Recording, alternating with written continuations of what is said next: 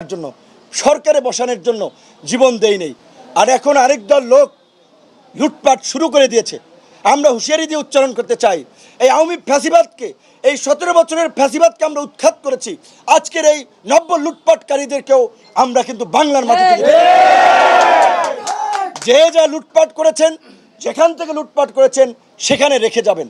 আমরা যদি 18-র পরে এই 24-এর যদি নির্বাচনে অংশগ্রহণ করতাম, অনেকের এমপি হওয়ার মতো আপনার ট্যাক্স ফাইল ছিল না, অনেকের বয়স হয় নাই, তাহলে আমরা কেন জীবন দিচ্ছি, আমরা কেন সংগ্রাম করছি? এই যে এই আন্দোলনে ছাত্র অধিকারের কমিউনিটি কলেজের সহসভাপতি, কদমতলী থানার যুগ্ম সদস্য সচিব শহীদ হলো, এই চট্টগ্রামে, রংপুরে, অনেকে, সারা দেশে তো শহীদ হয়েছে অসংখ্য মানুষ।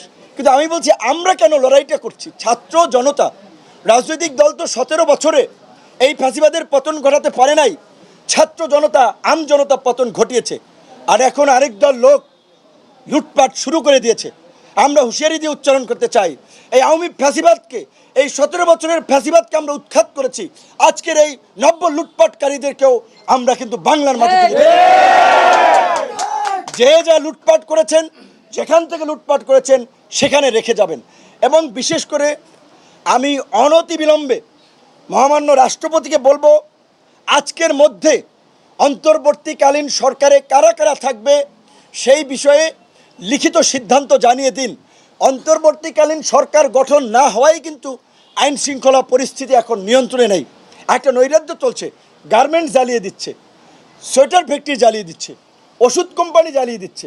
এই ঔষধ কোম্পানিতে তো হাজার হাজার মানুষ কাজ করে, এই গার্মেন্টস ফ্যাক্টরিতে তো হাজার হাজার মানুষ কাজ করে।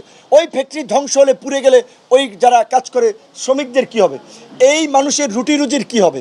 তো কাজেই আমি বিশেষ করে আইন শৃঙ্খলা বাহিনীর যারা মাঠে আছেন, সেনাবাহিনী সহ তাদেরকে বলবো, আম জনতার সাথে সমন্বয় করে, আম জনতার প্রতিনিধি নিয়ে এই সমস্ত অগ্নিসংযোগ, নাশকতা, লুটপাট যারা করছে তাদেরকে আপনারা রুখে দেন। আমরা সব ধরনের সহযোগিতা করব। আমরা একটা দৈত্য দানব হটাইয়া আর একটা দৈত্য দানবকে ক্ষমতায় আনার জন্য, সরকারে বসানোর জন্য জীবন দেই নেই। এই দেশের ছাত্র যুবক তরুণদের রক্ত অনেক ঝরেছে, 52-তে ঝরেছে, 62-তে ঝরেছে, 69-এ ঝরেছে, 71-এ ঝরেছে, 90-এ ঝরেছে। গত 17 বছরে সাবেক কোনো এমপি, সাবেক কোনো মন্ত্রী, কোনো আমলা রাজপথে পুলিশের গুলিতে মারা যায় নাই, ওইভাবে গুম হয় নাই। সাধারণ মানুষ, সাধারণ কর্মী, তারা গুলি খেয়েছে, রক্তাক্ত হয়েছে, জীবন দিয়েছে। কাজেই এই যে এই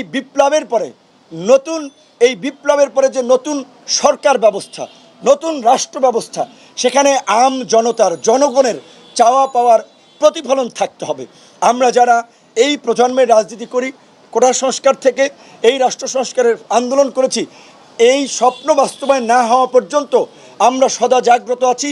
এবং আমাদের অনুসারীদেরকে আমরা পরিষ্কারভাবে বলতে চাই, যার বিরুদ্ধে একটা ব্লেড কিংবা 2 টাকার সুতাও যদি লুটপাটের অভিযোগ পাওয়া যায়, তাকে আমরা নিজের আইন শৃঙ্খলা বাহিনীর হাতে তুলে দেব। একইভাবে সারা দেশে গণ অধিকার পরিষদ, অন্যান্য রাজনৈতিক দল, যারা বিরোধী রাজনৈতিক দল, তাদেরকে অনুরোধ করব, আপনারা নেতা কর্মীদেরকে